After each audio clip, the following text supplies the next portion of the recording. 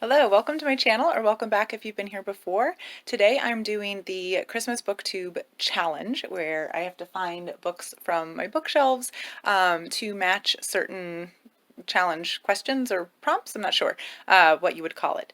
I saw Katie Reads and Rants do this on her channel and immediately wanted to do it because it just looked like so much fun. So this might be a little bit of a weird video because I'm going to try not to show too much of my messy house while I do this because it's embarrassing. And I'm going to have to go between different bookshelves, I think, to try to do as many prompts as possible or meet as many of the challenge questions as possible. So we will see how it goes. So I'm going to start the timer on my phone, and the timer is started on my phone.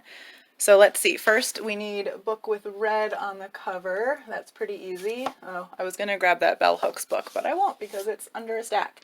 All right, we've got this Lillian Jackson Braun, The Cat Who Robbed a Bank mystery. Actually, I'll put things aside so I don't accidentally grab them twice for different prompts. All right, book with a 3 on the cover. Oh gosh, that might be incredibly difficult. All right, book with a 3. I'm gonna go with saying that a Roman numeral is okay. Cat Fantastic. It's a book of short stories about cats that I haven't read since I was in middle school. Okay, book with snow on the cover is the next one. Let's see, my fantasy shelf is really helping me out here. We've got Winter's Heart by Robert Jordan. Look at them riding their horses through the snow. Okay, what is next? A Dickens novel or any classic. Okay, here we are. I had to go get a chair because these are our ceiling height bookends. Hope I didn't just give anybody vertigo. Here we go. Here's my Dickens. So I don't think I'm going to grab these for other prompts, so we're just going to leave these up here and say that I found Dickens. Okay, now I need a romance with 2 or more couples. Oh gosh. And I don't even know what that means. Does that mean like polyamory, or does that mean we follow 2 different couples falling in love? Wait a second. Okay, we are going back to the classics section. I'm up on my chair again. We're gonna call Pride and Prejudice a romance with 2 or more couples because it's about Mr. Darcy and Elizabeth, but it's also got Jane and Bingley. They fall in love, so I'm gonna call it. All right, next is a book I got for Christmas. It's a little unfair because it's the 22nd and I am not a terrible person who's going to unwrap my presents early. I'm just kidding. I totally get the temptation, especially it's 2020. All rules are off. But my friend did send me an unwrapped Christmas present, so I'm going to say that this fits the prompt, The Celtic Twilight by W.B. Yeats. All right, next, a book set during Christmas. I just read, here it is, Christmas Romance, Christmas at Little Beach Street Bakery that I got from the library, and I have a review video of that. So next, let's see. So we're on number 8 now, a diverse read. That's pretty easy. So looking at my TBR shelf again, let's go with this. Leaders of Color. Oh dear, we're gonna topple. Uh-oh. All right, Leaders of Color in Higher Education. I'm gonna put these books back up here before I lose them. Okay, so this one, Leaders of Color in Higher Education, Unrecognized Triumphs in Harsh Institutions.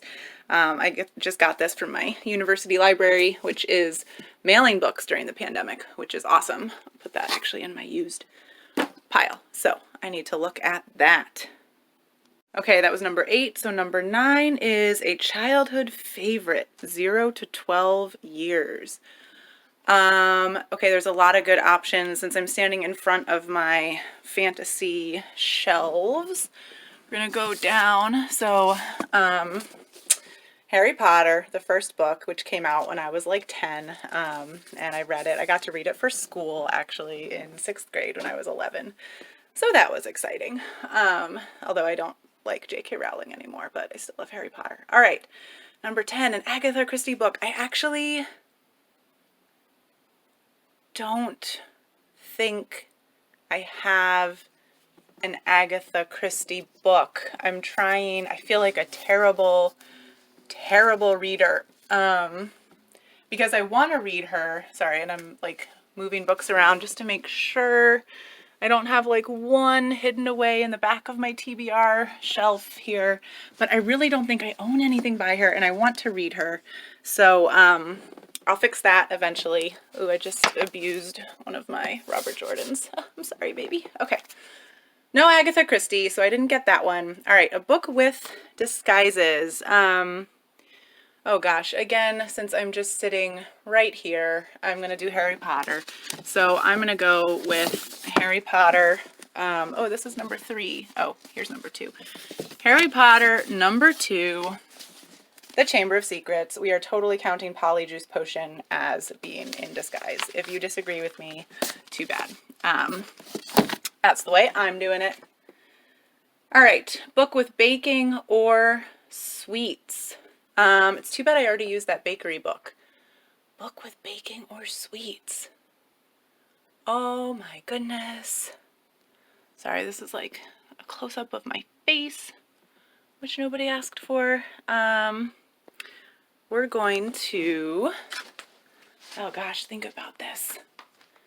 I know I have some books I've unhauled, or I had books that I unhauled. All right, we might just need to ignore the book with baking or sweets challenge so we can keep moving right along. Book with a bet or games as part of the plot. Oh, well, let's go with another younger one. So this might be a bit cheap. I don't have the actual Hunger Games, but I have Mockingjay and Catching Fire. So we're going to go for that one as books with games as part of the plot. Okay, what's next? Number 14, book about traditions, old and new. All right, I'm going to go with another recent read for that one. I'm going to go with Dancing at the Pity Party.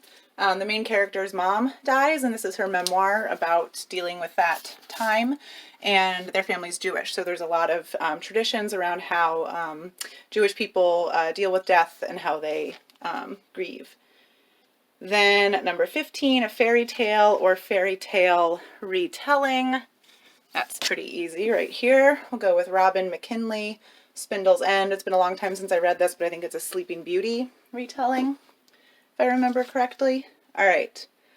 Number 16, a book that means something in your family or is the penultimate book in a series. All right, I ran over to a different bookshelf. So I could really go with any of these Georgette Heyer Regency romances, I think. Sorry, there's some other books mixed in there, but I've got a lot of them.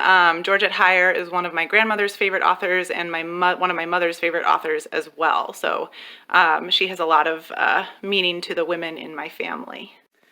Okay, number 17 is a book with a choir element. So for this one, I'm going to be a bit cheap. I'm going with You Should See Me in a Crown by Leah Johnson, YA romance. It's at the point where she's helping decorate the high school for like a choir competition. Maybe that counts. Then let's see, a book from this year about an issue from 2020. Okay, I think I probably have a few things that would fit that bill, but the one, yeah, this is the one. Oops, my light's terrible. This is the one I want to choose. Why Are All the Black Kids Sitting Together in the Cafeteria? This is a, ooh, there's a chandelier. There we go. 20th anniversary edition of a book that was published, 20 years ago. So hopefully the new edition counts, but it's of course all about racial issues, especially in education, which is very pertinent for 2020. All right, number 19, a fiction book that gave me joy this year. All right, well, the book I just read a couple days ago that I absolutely head over heels loved is The Deep, whoops, by Rivers Solomon. Absolute joy to read, and I just did a review that came out on Tuesday, if you want to go check that out. All right, number 20, A Book with an Angel. To switch bookshelves again, so that one's pretty easy. Philip Pullman, The Amber Spyglass, has angels make an appearance. Okay, next is a book in a long series, 12 plus books. So that one's easy. We're gonna go with my loves, Robert Jordan, The Wheel of Time. Next is a book set around an office or office/work. Okay, I had to switch bookshelves again. I'm literally standing on my couch, the arm of my couch, because this bookshelf is so tall. So I don't know if this is cheap, but I'm gonna go with some of my B books because that's what I do for work, and so I read and consult these books for work. So Buzz by Thor Hansen, and then especially Michener's The Bees of the World.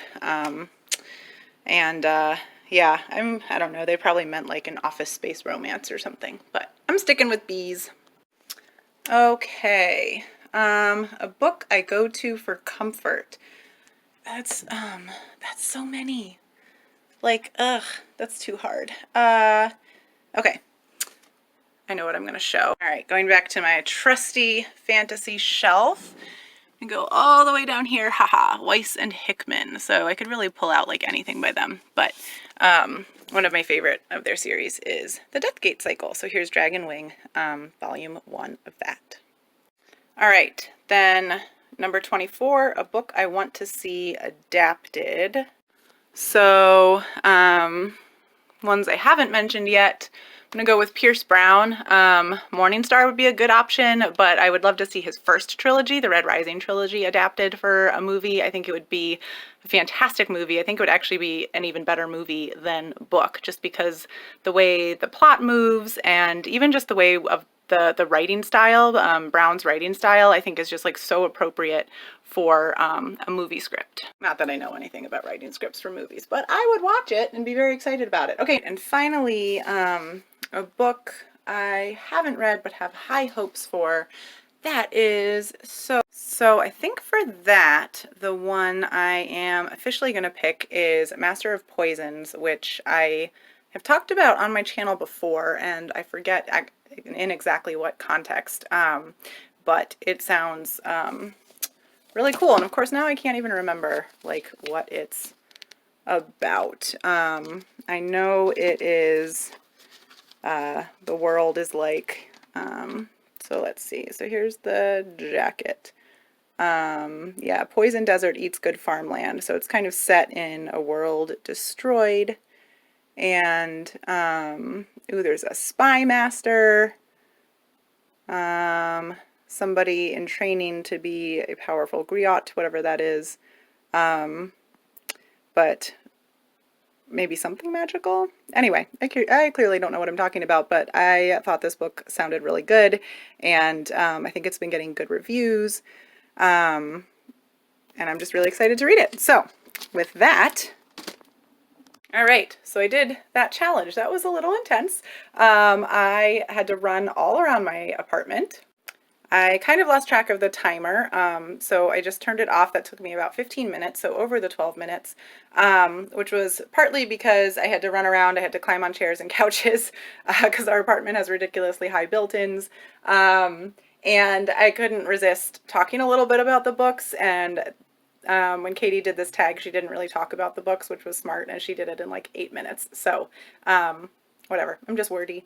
So that was fun. If you stuck around, I hope you enjoyed that video. I would love to see other people doing this tag. I know there's a lot of similar ones where you find things on your bookshelf to meet a certain challenge or set of challenge questions, and I absolutely love watching those. So if you have any related tag, even if you're not going to do the Christmas one where you've done this sort of game where you run around like crazy and try to find books, let me know, leave a link. I'd love to check it out. If you're new to my channel, please go ahead and hit the subscribe button, and I hope I'll see you all in the next video. Thanks. Bye.